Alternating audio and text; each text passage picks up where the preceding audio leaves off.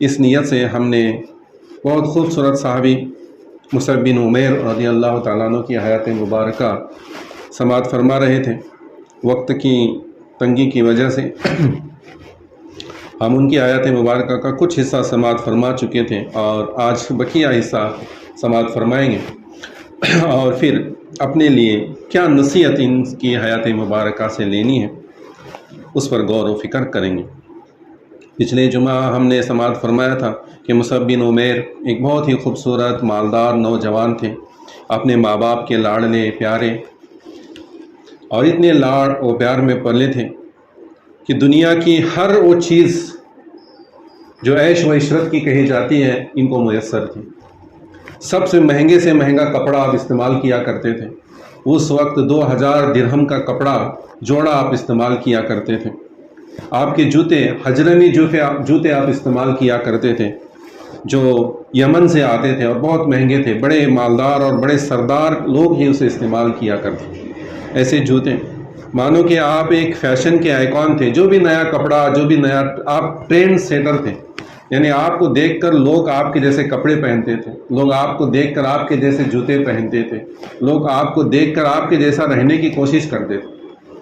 اللہ نے آپ کو حسن بھی ویسا عطا فرمایا تھا، خوبصورتی بھی تھی اور عقل مند ہوشیار بھی تھے، اور تمام بڑے بڑے علماء کرام میں اور سرداروں میں آپ کا اٹھنا بیٹھنا بھی تھا۔ لیکن جیسے ہی آپ نے قرآن مجید کی آیتیں سنی، آپ کا دل پگھل گیا اور پھر حضور صلی اللہ تعالیٰ علیہ وآلہ وسلم کی بارگاہ میں حاضر ہوئے، دین اسلام سے مشرف ہوئے، تو آپ صلی اللہ علیہ وسلم نے آپ کے دل مبارک پر اپنے ہاتھ سے، اپنے مبارک ہاتھ سے تھپکیاں دیں، یعنی آپ کی دستک دی، آپ کے دل مبارک پر، آپ کے سینے اقدس پر حضور صلی اللہ علیہ وسلم نے اپنا ہاتھ رکھا، جس کی برکت سے اللہ نے انہیں علم اور معرفت سے بھر دیا، اور وہ اتنے جاں نثار بن گئے کہ ایک عالم یہ تھا کہ اعلیٰ سے اعلیٰ کپڑا پہننا، اعلیٰ سے اعلیٰ کھانا کھانا، اعلیٰ سے اعلیٰ بہترین سے بہترین مشروبات جن کے گھر میں موجود ہوا کرتے تھے، کھانے پینے، رہنے، گھر کے حسین محلات، ان تماموں کو چھوڑنا پڑا، تو سب کچھ چھوڑ دیا، سب کچھ چھوڑ دیا۔ جب ان کی ماں کو پتہ چلا کہ انہوں نے حضور صلی اللہ تعالیٰ علیہ وآلہ وسلم کا دین اختیار کیا ہے اور پرانے مذہب کو چھوڑا ہے، تو انہوں نے کہا کہ اگر تو اس نئے دین کو نہیں چھوڑے گا، دین اسلام کو نہیں چھوڑے گا، تو میں تجھے اپنی جائیداد سے بے دخل کر دوں گا۔ تو آپ نے کہا کہ تم مجھے جائیداد سے نکال دو، چاہے جس چیز سے نکالنا ہے نکال دو، میں دین اسلام نہیں چھوڑنے والا۔ ان کی ماں نے ہر چند کوشش کر کے دیکھی، لیکن آپ جو ہے دین اسلام سے ہٹے نہیں۔ تو آخر ماں نے کہا کہ جا، اب تو میرا بیٹا نہیں، میں تیری ماں نہیں، جا اب تو یہاں سے چلا جا، تو میرے جگر کا ٹکڑا ہے، لیکن تو نے نیا دین اختیار کیا ہے، تو میں تجھے اپنے جائیداد سے بھی بے دخل کرتی ہوں، اپنے رشتے، اپنے تعلقات سے بھی بے دخل کرتی ہوں، اب تو چلا جا۔ جب جانے لگے تو اپنی ماں کے پاس آئے اور ماں سے کہنے لگے کہ ماں، تو جتنا مجھ سے محبت کرتی ہے میں بھی اتنا تجھ سے محبت کرتا ہوں، اور اس لیے میں چاہتا ہوں، میں دیکھ آیا ہوں، میں حضور صلی اللہ علیہ وسلم کو مل آیا ہوں، دیکھ آیا ہوں، ہم جو ان بتوں کی عبادت کر رہے ہیں، ان مورتیوں کی پوجا کر رہے ہیں، یہ ہمیں دوزخ میں لے جانے والے ہیں۔ تو چھوڑ دے اس مذہب کو اور ایک اللہ کی عبادت کرنے والی بن جا، تاکہ اللہ تجھے جنت عطا فرمائے، دوزخ سے بچا لے۔ اس کی ماں نے کہا کہ جب تک میری عقل سلامت ہے تب تک میں تیرے دین کو قبول نہیں کروں گی، تو چلا جا یہاں سے، آج تو میرے لیے مر گیا، میں تیرے لیے مر گیا۔ جب جانے لگے تو کہنے لگے تیرے جسم پر جو لباس ہے وہ بھی ہمارا ہے، اس کو بھی اتار دے۔ اب اعلیٰ سے اعلیٰ لباس پہننے والا شخص اسے کہا گیا کہ لباس بھی اتار دے، تو انہوں نے لباس بھی اتار دیا، اور پیکنگ کے لیے جو کپڑا آیا کرتا تھا، تار کا کپڑا جو ہم جسے پوتا کہتے ہیں، تو ایسے کپڑے سے اپنا سطر کو چھپا کر حضور کی بارگاہ میں پہنچے۔ حضور نے آپ کو دیکھا تو آپ کی آنکھوں سے آنسو آ گئے، اپنے صحابہ کرام سے کہنے لگے کہ وہی مصعب ہے جسے دیکھنے کے لیے لوگ راستے پہ کھڑا ہوا کرتے تھے، یہ وہی مصعب ہے جو اعلیٰ سے اعلیٰ کپڑے پہنا کرتا تھا، آج دین اسلام کو اپنانے کی وجہ سے اس کا یہ حال، اللہ اسے جنت عطا فرمائے۔ پھر ہم نے یہ کچھ سماعت فرمایا تھا پچھلے ہفتے میں تو آج جہاں ہم آئے تھے وہاں سے آگے بڑھنا ہے، تھوڑا سا میں نے آپ کو پیچھے لے گیا تاکہ ان کی حیات مبارکہ ہمارے ذہن میں آ جائے۔ آپ نے 4 مرتبہ ہجرت کی ہے، 4 مرتبہ ہجرت کرنے والے اکیلے صحابی ہیں۔ 2 مرتبہ حبشہ کی طرف ہجرت کی اور 2 مرتبہ مدینہ منورہ کی طرف آپ نے ہجرت کی۔ مدینہ منورہ میں دین اسلام کیسے پھیلا، اس عنوان سے ایک چیپٹر ہے سیرت مصطفیٰ کتاب کے اندر کہ دین اسلام جو ہے مدینہ منورہ میں کس طرح پھیلا، کس طرح پلا اور بڑھا۔ اس عنوان سے، اس چیپٹر سے، سیرت مصطفیٰ میں ایک عنوان ہے، اس کے اندر یہاں پر تفصیل لکھی گئی۔ کیا تفصیل لکھی گئی ہے کہ حضور صلی اللہ تعالیٰ علیہ وسلم دین کی دعوت لوگوں کو پہنچایا کرتے تھے، تو حج کے دنوں میں تمام دنیا بھر سے لوگ جو ہے حج کرنے کے لیے آتے تھے، تو حضور صلی اللہ تعالیٰ علیہ وآلہ وسلم اس موقع کو غنیمت جانتے ہوئے ان لوگوں تک اپنا پیغام پہنچاتے تھے۔ تو مینا کی وادی میں آپ دین اسلام کی دعوت دے رہے تھے، تو وہاں پر مدینہ منورہ سے آئے ہوئے 6 شخص تھے، قبیلہ خزرج کے 6 شخص تھے، تو آپ نے ان کو دین کی دعوت دی، ایک اللہ کی عبادت کی طرف بلایا، قرآن مجید پڑھ کر ان کے سامنے بیان کیا، تو قرآن مجید کی آیتوں نے ان کے دل پر اثر کیا، اور 6 کے 6 جو شخص آئے تھے وہ ایک دوسرے کا منہ دیکھنے لگے اور کہنے لگے کہ ہم مدینہ منورہ میں جب رہتے ہیں تو وہاں کے یہودی ہمیشہ ہمیں ڈراتے ہیں، دھمکاتے ہیں کہ آخری نبی آنے والے ہیں، وہ آئیں گے تو ہم ان کے ساتھ مل کر تم بت پرستوں کو جو ہے مٹا کر رکھ دیں گے۔ تو یہ وہی آخری نبی ہیں، اس سے پہلے کہ یہودی ان پر ایمان لے آئے، ہمیں چاہیے کہ ہم ان پر ایمان لے آئیں، ہم مسلمان ہو جائیں۔ وہ 6 شخص جو ہے دین اسلام میں داخل ہو گئے، تو حضور نے انہیں دین اسلام میں داخل کر لیا اور وہ اپنا دین لے کر مدینہ منورہ واپس گئے، تو اپنے گھر والوں کو، اپنے قبیلے والوں کو بھی دین اسلام سناتے رہے۔ تو اگلے سال جب حج پر آئے تو ان کے ساتھ 12 لوگ تھے، انہوں نے اور یہ 6 اور ایک 6 لوگ، ایسے مل کر 12 لوگ آئے، اور 12 لوگوں نے حضور صلی اللہ تعالیٰ علیہ وآلہ وسلم کے ہاتھ پر بیعت کی اور دین اسلام کو قبول کیا، اور انہوں نے حضور کی بارگاہ میں ایک عرض کی کہ یا رسول اللہ، آپ مدینہ منورہ میں دین اسلام ہم نے پھیلانا شروع کر دیا ہے اور لوگ دین اسلام میں داخل ہو رہے ہیں، لیکن انہیں دین کے احکام سکھانے کے لیے، نماز کے، عبادت کے طریقے سکھانے کے لیے، دین کی باتیں سکھانے کے لیے ایک معلم کی ضرورت ہے۔ آپ یہاں سے ایک معلم کو ہمارے ساتھ بھیج دیں تاکہ ہمیں وہ دین کی باتیں سکھائیں۔ تو حضور صلی اللہ تعالیٰ علیہ وآلہ وسلم نے ان کی اس درخواست کو منظور کیا، اور اس وقت حضور کی بارگاہ میں بہت سارے صحابہ کرام موجود تھے۔ حضرت ابوبکر صدیق رضی اللہ تعالیٰ عنہ بھی موجود تھے، عثمان غنی رضی اللہ تعالیٰ عنہ بھی موجود تھے، حضرت علی کرم اللہ وجہہ الکریم بھی موجود تھے۔ اور ان صحابہ کرام میں ایسا نوجوان، خوبصورت نوجوان جو پہلے عالیشان زندگی گزار چکا ہے، جسے بولنے کا، بات چیت کرنے کا بہت اچھا انداز ہے، میٹھی باتیں کرتا ہے، لوگ جس کی باتیں سننے کے لیے بے قرار ہوا کرتے تھے، ایسا نوجوان بھی موجود ہے، لیکن آج اس کے جسم پر جو لباس ہے، اس لباس پر نہ جانے کتنے پیبند لگے ہیں، جگہ جگہ سے پھٹا ہوا پرانا کپڑا کسی کا دیا ہوا پہنے ہوئے بیٹھا، اور حضور سے کہتا ہے کہ مدینہ مکہ میں رہ کر مجھے میری ماں سے دور رہنا میرے لیے اب ناگوار ہے۔ ماں کی بھی محبت ہے لیکن ماں اسلام قبول نہیں کر رہی اور نہ مجھے جو ہے اپنے پاس رکھنے کو تیار ہے، تو یا رسول اللہ، آپ مجھے جو ہے مدینے میں اپنا سفیر بنا کر، اپنا دین اسلام کا مبلغ بنا کر آپ مجھے بھیجیں۔ تو حضور صلی اللہ تعالیٰ علیہ وسلم نے مصعب بن عمیر کا منتخب فرمایا، آپ کو چن لیا اور کہا کہ مصعب، تم جاؤ گے سفیر بن کر، معلم بن کر، مدینہ میں جو لوگ ہیں وہاں جا کر تم انہیں دین کا علم سکھاؤ۔ تو پھر مصعب بن عمیر ان لوگوں کے ساتھ چلے گئے، اور جانے کے بعد آپ نے ایک صحابی کے گھر پر آپ نے قیام کیا، اور روزانہ کا آپ یہ معمول تھا کہ گھر گھر جا کر لوگوں کو دین کی دعوت دیا کرتے، اور دیکھتے دیکھتے جو ہے مدینہ سے کوبا تک ہر گھر میں دین اسلام پھیل گیا۔ مصعب بن عمیر روزانہ جا کر ہر ایک گھر میں جا کر دین کی دعوت دیا کرتے، اور لوگ دین اسلام میں داخل ہونے لگے، مسلمانوں کی تعداد بڑھنے لگی۔ تو وہاں پر 2 قبیلے تھے، خزرج قبیلہ اور قبیلہ اوس قبیلہ۔ ان دونوں کے سردار جب انہوں نے دیکھا کہ لوگ دین اسلام میں داخل ہو رہے ہیں اور نیا مذہب اپنا رہے ہیں، وہ کہنے لگے کہ ہمارا پرانا مذہب اب مٹ جائے گا، تو ہمیں روکنا چاہیے، مصعب بن عمیر کو اس کے کام سے روکنا چاہیے۔ تو 2 سردار، ایک خزرج قبیلے کا اور ایک اوس قبیلے کا، دونوں مل کر آئے، سعد بن اسد جن کا نام ہے، دونوں مل کر آئے اور کہنے لگے کہ تم جاؤ. پہلے ایک صحابی کو کہا، ایک قبیلے والے کو کہا سردار کہ تم جاؤ اور جا کر اسے روکو، اس کے بعد پھر میں آتا ہوں. وہ جب آئے اور مصعب بن عمیر ایک باغ میں بیٹھ کر لوگوں کو دین کی دعوت دے رہے تھے. وہ باغ بہت عالیشان باغ تھا، اچھا باغ تھا. وہ مدینے کے اندر جو باغ ہوتے تھے ان کو کمپاؤنڈ ہوتا تھا، دیواریں ہوتی تھی، دروازہ ہوتا تھا، اور وہاں پر کھجوریں جو باغ میں پکی ہیں وہ بیچنے کے لیے بھی رکھی جاتی تھی، تو لوگ خریدنے کے لیے بھی آتے تھے. اور وہاں پر پانی تھا، میٹھا پانی، وہ پانی لوگوں کے لیے عام مفت تھا، تو لوگ اس ارادے سے بھی آتے تھے. تو وہاں پر بیٹھ کر آپ دین اسلام کی دعوت دے رہے ہیں. اب یہ دونوں سردار آئے، ایک دور کھڑا ہے ٹیلے پر اور ایک دوسرا سامنے آ کر نیزہ لے کر آتا ہے. وہ بھی بہادر تھا سردار، آ کر کہنے لگا کہ اے مصعب تم یہ کیا کر رہے ہو، ہمارے لوگوں کو ہمارے مذہب سے پھیر رہے ہو. وہ لڑنے کے ارادے سے آیا تھا نیزہ لے کر. تو آپ نے کہا، مسکرائے، اس کی طرف دیکھ کر مسکرائے اور کہا کہ بھائی تم آئے ہو تو آؤ تھوڑی دیر ہمارے پاس بیٹھ جاؤ، میں جو کہتا ہوں ان باتوں کو سنو. اگر تمہیں وہ باتیں پسند آئی تو انہیں اپنا لینا، اگر پسند نہ آئے تو تم تمہارے راستے، ہم ہمارے راستے.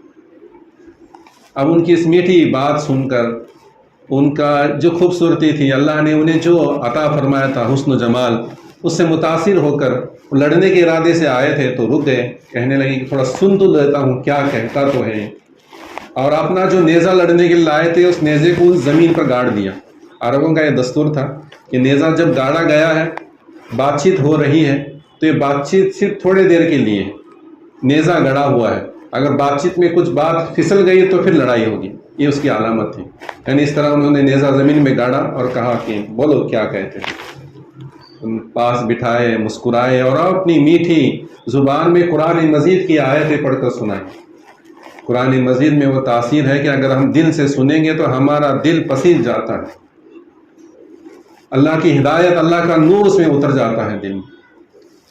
قرآن مجید کی آیتیں، اور پھر حضور نے اس کا جو تفصیل بتایا تھا وہ آپ نے بیان کی. تو وہ جو لڑنے کے لیے آیا تھا وہ کہنے لگا واقعی یہ تمہارا مذہب سچا ہے، اب یہ بتاؤ کہ اس میں داخل کیسے ہوا جاتا ہے، داخل ہونے کے لیے کیا کرنا ہے. تو کہنے لگے کہ اس کے لیے پاک ہونا ہے، جاؤ غسل کرو اور پھر کلمہ پڑھو، 2 رکعت نماز پڑھ لینا، تم دین اسلام میں داخل ہو. وہ فوراً جاتے ہیں، غسل کرتے ہیں. ابھی آپ نے بالوں کو ٹھیک سے سکھایا بھی نہیں، آپ کے بال سے پانی ٹپک رہا ہے. آپ آتے ہیں، دین اسلام قبول کرتے ہیں، نماز پڑھتے ہیں اور چہرے پر ایمان کا نور لے کر جانے لگتے ہیں. تو دوسرے قبیلے کا سردار دیکھ رہا ہے کہ میں نے بھیجا تھا لڑنے کے لیے، اس کا تو حال بدل گیا ہے. پوچھتے ہیں کیا ہوا؟ کہنے لگے تم ہی جا کر دیکھو، مجھ سے تو نہیں ہوا، میں ان کی باتیں سن کر ان پر ایمان لے آیا ہوں، اب تم جا کر دیکھو. وہ بھی آتے ہیں. وہ آنے کے بعد وہ بھی وہی دہراتے ہیں کہ کیا کریں. کہتے ہیں کہ آؤ میرے پاس بیٹھو، میری باتیں سنو، پسند آئے تو اپنا لینا، ورنہ تم تمہارے راستے، ہم ہمارے راستے. انہیں بھی قرآن مجید کی آیتیں سنائی. وہ بھی اتنے متاثر ہوئے، کہنے وہیں پر دین اسلام میں داخل ہو گئے. اور جب اپنے قبیلے کی طرف لوٹے تو اپنے قبیلے کے تمام لوگوں کو بلا کر کہنے لگے کہ تم مجھے جانتے ہو، میں نے ہمیشہ اس قبیلے کی بھلائی کے لیے ہر کام کیا، میرا ہر فیصلہ اس قبیلے کی بھلائی کے لیے ہے، یہاں تک کہ میں نے اپنی جان دولت کو بھی قربان کیا ہے اس قبیلے کی بھلائی کے لیے. تو سب نے کہا کہ ہاں واقعی تم نے ایسا کیا ہے، تم نے قبیلے کی بھلائی کو سب سے اول رکھا ہے. تو کہنے لگے کہ میں آج دین اسلام اپنا کر آیا ہوں، محمد صلی اللہ تعالیٰ علیہ وسلم کے دین کو اپنا کر آیا ہوں، اور یہی دین ہمیں جنت میں لے جائے گا، یہی دین ہمیں دوزخ کی عذاب سے بچائے گا، اور میں چاہتا ہوں کہ تم سب اس دین میں داخل ہو جاؤ. سب خاموش ہو گئے. پھر آپ نے کہا کہ جب تک تم یہ دین نہیں اپناؤ گے میں تم سے بات نہیں کروں. اپنے قبیلے کے لوگوں سے جب جملہ کہا تو قبیلے کے لوگ کچھ دیر خاموش ہوئے، ایک دوسرے کے ساتھ باتیں کی، مشورہ کیا، اور سب نے ایک ساتھ مل کر دین اسلام کو قبول کیا. تو مصعب بن عمیر رضی اللہ تعالیٰ عنہ کی قربانیوں کی وجہ سے مدینہ منورہ میں دین اسلام پھیلنے لگا، اور اتنا تیزی سے پھیلا. وہاں پر آپ نے کیا کام کیا ہے؟ تو سیرت نگاروں نے لکھا ہے کہ مصعب بن عمیر نے زیادہ کچھ نہیں کیا، صرف 2 کام کیے، صرف 2 کام کیے ہیں. کیا کام کیے ہیں؟ لوگوں کے دل میں قرآن کو اتار دیا، لوگوں کے دل میں حضور کی محبت کو اتار دیا، اللہ اور اللہ کے رسول سے لوگوں کو جوڑ دیا. بس یہی کام کیا، اس کے علاوہ آپ نے کچھ نہیں کہا. لوگوں کو قرآن سنایا قرآن کی طرف بلایا، لوگوں کو اللہ کے رسول کی سنتیں سنائی، ان لوگوں کو رسول کی محبت کی طرف بلایا، بس 2 کام کیے۔ اور حضور جب مدینہ منورہ کو ہجرت کر کے آئے ہیں تو ہم نے دیکھا ہے کہ لوگوں نے، وہاں کے بچیوں نے، عورتوں نے، وہاں کے مدینہ کے لوگوں نے آپ کا کتنا بڑا استقبال کیا ہے۔ ہم عید میلاد النبی کے دن جلوس نکالتے ہیں تو جلوس جب نکلتا ہے تو دیکھتے ہیں کہ چاروں طرف لوگ کتنے دیکھنے کے لیے کھڑے ہوتے ہیں۔ یہ آج کا عالم ہے۔ جب حضور وہاں مدینہ میں گئے ہیں تو لوگ اسی طرح رستے کے دونوں طرف کھڑے ہیں حضور کا استقبال کرنے کے لیے۔ بچیاں ڈف بجا کر طلع البدر علینا پڑھ رہی ہیں کہ اللہ کے رسول آئے، اللہ کے نبی آئے۔ یہ ماحول کس نے بنایا؟ یہ ماحول مصعب بن عمیر نے بنایا۔ مصعب بن عمیر نے مدینہ کے لوگوں کے دلوں میں قرآن کی محبت ڈال دی تھی، حضور کی محبت ڈال دی تھی، تو وہاں کے لوگ حضور کو بغیر دیکھے، ابھی حضور مدینہ نہیں گئے، وہاں کے لوگوں نے ابھی حضور کو نہیں دیکھا، وہاں کے بچوں نے ابھی حضور کو نہیں دیکھا، لیکن ہر کوئی حضور سے محبت کرنے والا، ہر کوئی حضور پر جان نثار کرنے کو تیار، ایسے وہاں کا ماحول بنایا تھا مصعب بن عمیر۔ مصعب بن عمیر کا یہ وہ کام ہے کہ جب حضور وہاں پر گئے ہیں، پھر جنگ بدر ہوئی، جنگ بدر میں بھی آپ نے جو ہے بڑھ چڑھ کر حصہ لیا۔ انصار صحابہ کرام کا جھنڈا بھی حضور صلی اللہ علیہ وسلم ان کے ہی ہاتھ میں دیا تھا۔ اور پھر جنگ احد، جنگ احد ایسی بڑی جنگ احد ہے کہ جس کے اندر 70 مسلمان شہید ہوئے، جس کے اندر حضرت حمزہ رضی اللہ تعالیٰ عنہ حضور کے چچا بھی شہید ہوئے، سید الشہداء جنہیں کہا جاتا ہے۔ میں جن صحابی کی حیات مبارکہ آپ کے سامنے بیان کر رہا ہوں، ان کی حیات مبارکہ زیادہ بیان نہیں کی جاتی، آپ نے شاید نہیں سنا ہوگا، آپ نے سنے رہے مصعب بن عمیر، آپ میں سے کسی نے سنا تھا مصعب بن عمیر کے بارے میں؟ زیادہ ان کی حیات مبارکہ بیان کی نہیں جاتی۔ کیوں نہیں کی جاتی؟ کیونکہ ان کی شہادت کب ہے؟ جنگ احد کے دن ہے، اور جنگ احد بہت بڑی جنگ ہے، جب بیان کی جاتی ہے تو جنگ احد بیان کی جاتی ہے، اور پھر اسی دن حضرت حمزہ بھی شہید ہوئے ہیں تو حضرت حمزہ رضی اللہ تعالیٰ عنہ کی شہادت بیان کی جاتی ہے، اور پھر ان صحابی کی طرف زیادہ متوجہ نہیں دی جاتی۔ لیکن آج نہ جنگ احد کا دن ہے، بس میں انہی کی حیات مبارکہ آپ کے سامنے، کیونکہ جب میں نے پڑھا تو یہ صحابی مجھے اتنے پسند آئے، اور مجھے ان سے اتنی محبت ہو گئی کہ انہوں نے جو کام کیا ہے اس کام کو آگے بڑھانے کے لیے، اپنے ایمان کو تازہ کرنے کے لیے ان سے متاثر ہو کر میں یہ حیات مبارکہ آپ تک پہنچا رہا ہوں۔ تو انہوں نے جنگ احد کے اندر جو انہوں نے کام انجام دیا ہے، بہت نمایاں کام انجام دیا۔ جنگ احد میں حضور صلی اللہ علیہ وسلم نے دیکھا کہ ادھر بھی لشکر کھڑا ہے، ادھر بھی لشکر کھڑا ہے، تو پوچھا کہ دشمنی لشکر کا جھنڈا کس کے ہاتھ میں ہے؟ تو انہوں نے کہا کہ عثمان بن طلحہ کا جو خاندان ہے اس خاندان کے افراد کے ہاتھ میں جھنڈا ہے۔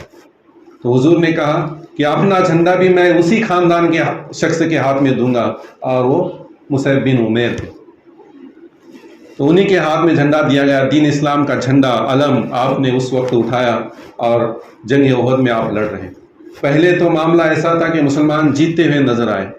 حضور نے ایک چھوٹی سی نصیحت کی تھی کہ ٹیلے پر 50 تیر اندازوں کو بٹھایا گیا تھا، اور انہیں حکم دیا گیا تھا چاہے جو کچھ ہو جائے آپ کو اس ٹیلے سے نہیں اترنا۔ لیکن جیسے مسلمانوں کو جیت ہوتی نظر آنے لگی، مسلمان مال غنیمت لوٹنے لگے، تو یہ تیر انداز جو ہے ان سے رہا نہ گیا کہ آپ تو جنگ ختم ہو گئی، دشمن بھاگ رہا ہے، تو وہ بھی نیچے اتر آئے۔ اور اتر آنے کی وجہ سے خالد بن ولید اس وقت ایمان نہیں لائے تھے، وہ دشمنی کی فوج میں تھے، تو انہوں نے فوجی دستہ لیا گھوڑے سواروں کا، اور اس پہاڑ کے پیچھے ایک درے سے آ کر مسلمانوں پر حملہ کر دیا۔ پھر آگے سے بھی مسلمان، پیچھے سے بھی دشمن، آگے سے دشمن، پیچھے سے دشمن، بیچ میں مسلمان پیس کر رہ گئے، اور وقتی طور پر شکست ہوتی نظر آنے لگی۔ اور وہاں پر ایک افواہ پھیل گئی کہ معاذ اللہ حضور صلی اللہ تعالیٰ علیہ وآلہ وسلم کی شہادت ہو گئی۔ شیطان نے اور کافروں نے بڑا ولولہ کیا کہ حضور شہید ہو گئے۔ جب یہ بات پھیلی تو مسلمانوں میں جو ہے ایک ڈر اور خوف کا ماحول پیدا ہو گیا، اور ہر کوئی جو ہے تتر بتر ہو کر ادھر ادھر بھاگنے لگا کہ حضور ہی نہیں ہے تو ہم کس کے لیے لڑیں۔ یہ صحابہ کرام کے دل کی کیفیت بن گئی۔ تو اس کیفیت میں مصعب بن عمیر رضی اللہ تعالیٰ عنہ، اب جھنڈا دین اسلام کا ان کے ہاتھ میں تھا، وہ جھنڈا لیے کھڑے ہیں اور بھاگتے ہوئے اپنے لوگوں سے، صحابہ کرام سے کہہ رہے ہیں، قرآن مجید کی آیت تلاوت کر رہے ہیں۔ اس آیت کریمہ کا ترجمہ یوں ہے کہ جو آیت تلاوت کر رہے تھے وہ آیت یہ ہے کہ اے لوگوں، محمد تو اللہ کے رسول ہیں اور ان سے پہلے بھی اور رسول گزر چکے ہیں، ہم اللہ کی عبادت کرتے ہیں، ہمارا اللہ ابھی باقی ہے، ہمیں اللہ کے لیے لڑنا ہے، ہمیں دین کے لیے لڑنا ہے۔ یہ قرآن کی آیت آپ بار بار تلاوت کر رہے تھے تاکہ لوگ جم جائیں اور پھر سے دشمنوں کے ساتھ مقابلہ کریں، لیکن مسلمان گھبرائے ہوئے تھے، بھاگنے لگے، بھاگ گئے۔ پھر آپ نے دیکھا کہ ایک دشمنوں کا فوجی دستہ، ایک فوجی ٹکڑی حضور پر حملہ کرنے کے لیے آگے بڑھ رہی، اور مصعب بن عمیر چاہتے تھے کہ حضور کی حفاظت کریں، تو اس فوجی دستے کو دشمنوں کے فوجی دستے پر للکار کر کہنے لگے کہ ادھر آ جاؤ، میں ابھی زندہ ہوں، مجھ سے لڑو، میرے بعد تم حضور تک پہنچو۔ یعنی اس فوجی دستے کے بیچ میں اپنے آپ کو ڈال دیا، حضور کی حفاظت کے لیے موت کے منہ میں آپ کود گئے، تمام دستے کو اپنی طرف متوجہ کر لیا۔ آپ کے ہاتھ میں وہ اس دین اسلام کا عالم تھا، جھنڈا تھا، تو ظالموں نے آپ کے ساتھ لڑنا شروع کیا، آپ لڑتے رہے۔ ایک شخص نے آپ کے بازو پر تلوار ماری، آپ کا سیدھا بازو کٹ گیا، تو آپ نے اپنے بائیں ہاتھ میں اس جھنڈے کو اٹھا لیا۔ کسی نے تلوار ماری، بایاں بازو بھی کٹ گیا، تو آپ کے بچے ہوئے ہاتھوں سے، بچے ہوئے بازوؤں سے آپ نے اپنے جھنڈے کو اپنے سینے سے لگا لیا اور قرآن مجید کی آیتیں تلاوت کرنے لگے، جھنڈے کو گرنے نہیں دیا۔ اتنے میں ایک ظالم نے ایسا نیزہ مارا، آپ کے سینے سے پار ہو گیا۔ ابھی آپ گرنے والے تھے، دیکھ رہے تھے کہ کون ہے جو اس جھنڈے کو تھامے، تو حضرت علی رضی اللہ تعالیٰ عنہ نظر آئے، تو حضرت علی کو آواز دی، حضرت علی آئے، انہوں نے اس جھنڈے کو اٹھایا، تب جا کر زمین پر گرے، تب تک اس جھنڈے کو سنبھالے رکھا، اور آپ کی یہاں پر شہادت ہو گئی، انا للہ و انا الیہ راجعون۔ یہ جنگ احد چلتی رہی، 70 صحابہ شہید ہوئے، اس میں حضرت حمزہ رضی اللہ تعالیٰ عنہ بھی شہید تھے، اور اس میں مسلمانوں کا اتنا جانی مالی نقصان ہوا کہ جس کا اندازہ نہیں لگایا جا سکتا۔ تمام صحابہ کرام زخموں سے چور ہیں، اور پھر ان 70 صحابہ کرام کی تدفین کا وقت آیا، انہیں دفن کرنے کا وقت آیا، تو کسی کے پاس کفن بھی نہیں تھا۔ حضرت حمزہ رضی اللہ تعالیٰ عنہ کی بہن حضور کی پھوپھی ہیں، 2 اپنی چادریں لے کر آتی ہیں اور کہتی ہیں کہ یا رسول اللہ، ان چادروں سے میرے بھائی کو کفن دے دینا۔ حضرت حمزہ کے لیے وہ چادریں پیش کرتی ہیں، تو حضور صلی اللہ تعالیٰ علیہ وآلہ وسلم ان چادروں کو لیتے ہیں اور اپنی پھوپھی سے کہتے ہیں کہ اے پھوپھی، تم نے اپنے بھائی کے کفن کے لیے چادریں دی ہیں، لیکن میں تم سے ایک التجا کرتا ہوں، اس میں سے ایک چادر میں میرے ایک صحابی کو دینا چاہتا ہوں جس نے دین اسلام کی خاطر بڑی قربانیاں دی ہیں۔ ان کی پھوپھی کہتی ہیں کہ آپ اللہ کے رسول ہیں، آپ ہمیں سے التجا نہیں، ہمیں حکم کریں، میں نے آپ کے پاس لا کر دیا ہے، آپ جیسا چاہے استعمال کریں۔ تو حضور صلی اللہ تعالیٰ علیہ وآلہ وسلم نے ایک چادر حضرت حمزہ رضی اللہ تعالیٰ عنہ کو دی، اور ایک چادر مصعب بن عمیر رضی اللہ تعالیٰ عنہ۔ مصعب بن عمیر رضی اللہ تعالیٰ عنہ کے پاس جب حضور آئے تو دیکھا چادر، کفن کے لیے جو چادر دی گئی تھی، چادر اتنی تھی کہ سر ڈھانپتے تھے تو پیر کھلے رہ جاتے، پیر ڈھانپتے تھے تو سر کھلا رہ جاتا تھا۔ صحابہ کرام عرض کرتے ہیں کہ آپ کیا کریں، تو حضور نے فرمایا کہ چادر کو سر پر ڈھانپ دو، اور جو پیر کھلا رہ جاتا ہے اس پر گھاس ڈال کر دفن کر دو۔ اور ان کے قبر پر کھڑے ہو کر حضور صلی اللہ تعالیٰ علیہ وآلہ وسلم نے قرآن مجید کی آیت تلاوت فرمائی۔ وہ آیت کا ترجمہ یوں ہے کہ ایسے لوگ ہیں جنہوں نے اپنے رب سے جو وعدہ کیا اس وعدے کو پورا کر دیا، وہ یہی لوگ۔ تفسیر کی کتابوں میں آتا ہے کہ خاص کسی صحابی کے لیے حضور نے جو فرمایا اس طرح کہ جو لوگوں نے اللہ سے وعدہ کیا اس وعدے کو وفا کرنے والے لوگ یہی ہیں، تو یہ اکیلے صحابی ہیں کہ جن کے بارے میں حضور نے ان کی قبر پر کھڑے ہو کر فرمایا۔ ان کا مرتبہ کتنا بڑا اور کتنا بلند ہوگا۔ تو ان کی حیات مبارکہ ہم نے سنی۔ ایک وقت ایسا کہ اپنے ماں باپ کے لاڑلے، آنکھوں کے تارے، جو چیز مانگے وہ ان کے لیے میسر، سب سے مہنگا کپڑا پہننے والے، سب سے مہنگے جوتے پہننے والے، سب سے اچھا کھانا کھانے والے، اب دین اسلام میں آئے ہیں تو ساری دولت چلی گئی، دولت کی پرواہ نہ کی، دین اسلام کی پرواہ کی، اللہ اور اللہ کے رسول سے ایسے جڑ گئے کہ پھٹے پرانے کپڑے میں زندگی گزار دی۔ کھانے کا معاملہ پہلے ویسا تھا تو آپ کیسا تھا؟ ایک دن کھاتے تھے، ایک دن بھوکی میں گزار دیتے، لیکن دین اسلام کی خدمت کی۔ عثمان، حضرت عبد الرحمن بن عوف رضی اللہ تعالیٰ عنہ، یہ صحابی ہیں عشرہ مبشرہ میں سے، وہ کہتے ہیں انہوں نے دین اسلام کا وہ دور بھی دیکھا، خوشحالی والا دور، ہر دنیا میں بھر میں مسلمانوں کی حکومت پھیل گئی تھی، مال غنیمت جمع ہو گیا تھا، مسلمانوں کے پاس پیسہ آ گیا تھا۔ اس وقت وہ کہتے ہیں عبد الرحمن بن عوف کہ ہم صحابہ کرام کا یہ معمول تھا کہ ہم نے دین اسلام کے لیے بڑی قربانیاں دی، جو تھا سب کچھ قربان کر دیا، لیکن اللہ اور اللہ کے رسول نے بعد میں ہمیں سب کچھ اس سے کہیں گنا عطا فرمایا۔ جب فتوحات ہوئی، دوسرے ملکوں پر قبضہ ہوا، دین اسلام سب دنیا بھر غالب آ گیا، بہت ساری مال و دولت آ گئی، ہم نے مال و دولت بھی دیکھا، بعد میں دین اسلام کی امیری کو بھی ہم نے دیکھا، مال و دولت کو دیکھا، خانوں کو دیکھا، لیکن ہمارے کچھ صحابہ کرام ایسے تھے جو آئے اپنا سب کچھ چھوڑ کر، جب دین اسلام غریب تھا، دین اسلام مصیبتوں میں تھا، اس وقت آئے، مصیبتیں سہیں، تکلیفیں سہیں، بھوک کو برداشت کیا، لیکن جب رخصت ہوئے دنیا سے تو اسی حالت میں رخصت ہوئے۔ اللہ تبارک و تعالیٰ نے انہیں جو کچھ نعمتیں دینی تھی وہ سب ان کے لیے جنت میں عطا فرمائے۔ ان میں سے ایک صحابی ہیں مصعب بن عمیر، یعنی مصعب بن عمیر نے دین اسلام کے لیے سب کچھ قربان کر دیا، اپنی عیش و عشرت قربان کر دیا، اپنی مال و دولت قربان کر دی، اپنا سب کچھ قربان کر دیا، لیکن کچھ لیا نہیں، بس لیا تو اللہ کی محبت، رسول اللہ کی محبت، اور اسی محبت میں اس دنیا سے رخصت۔ ایسے صحابی مصعب بن عمیر رضی اللہ تعالیٰ عنہ کی حیات مبارکہ میں نے آپ کے سامنے بیان کی، بس اسی نیت کے ساتھ کہ ہمارے نوجوانوں کو ان کی حیات مبارکہ سے نصیحت لینی کہ ایسے نوجوان، خوبصورت نوجوان جب دین اسلام میں داخل ہوئے تھے تو 26 سال آپ کی عمر تھی، اور جب آپ شہید ہوئے ہیں تو آپ کی عمر 40 سال تھی۔ 26 سے لے کر 40 سال تک جوانی کا وہ عالم ہوتا ہے، انسان اس کے اندر اپنے لیے تمام نعمتیں سمیٹنے کا وقت ہوتا ہے، جوانی کا وقت ہے، عیش و عشرت کا وقت ہے، خوشیاں اور لذتیں حاصل کرنے کا وقت ہے۔ اس سارا وقت انہوں نے دین اسلام کے خاطر لگا دیا۔ سب سے بہترین وقت زندگی کا جو ہوتا ہے یہ وقت ہوتا ہے جوانی کا، تو انہوں نے اپنی ساری جوانی دین اسلام کے لیے لگا دی۔ اتنی محنتوں کے بعد یہ دین اسلام ہم تک پہنچا ہے، اور ہم اسے مفت میں ملنے کی وجہ سے قدر و قیمت نہیں کرتے۔ خاص کر کے نوجوانوں کی طرف دیکھا جائے تو نمازوں کی پابندی نہیں کرتے، سنتوں پر عمل نہیں کرتے۔ کیوں نہیں کرتے؟ کہتے ہیں کہ ابھی تو ہم جوان ہیں، ہم بوڑھے ہو جائیں گے تو نماز بھی پڑھیں گے، بوڑھے ہو جائیں گے تو سنت پر بھی عمل کریں گے، دین اسلام پر بھی عمل کریں گے۔ بھائی، بوڑھوں کی عبادت کو اتنی ثواب نہیں ملے گا جتنا ثواب جوان کی محبت کو ملتا ہے۔